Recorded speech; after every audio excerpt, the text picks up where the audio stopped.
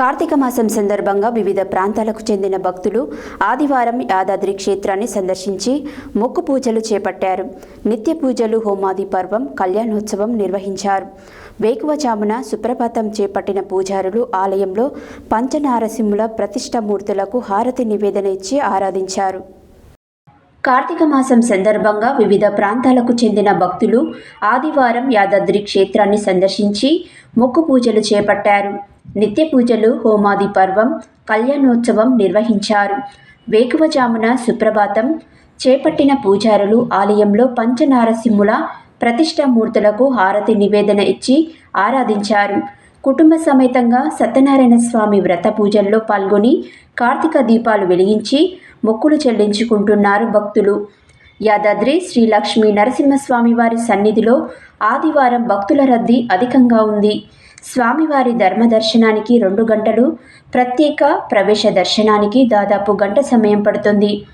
కార్తీక మాసం కావడంతో సత్యనారాయణ స్వామి వ్రతాలలో అధిక సంఖ్యలో భక్తులు పాల్గొన్నారు.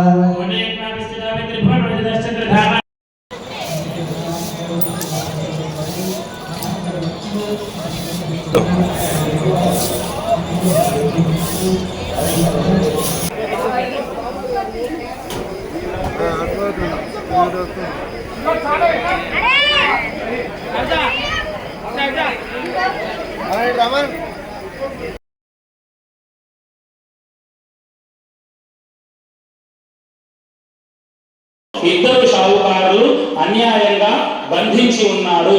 వారికి ఏ పాపము తెలియదు. వారు దొంగలు కాదు, నా భక్తులు.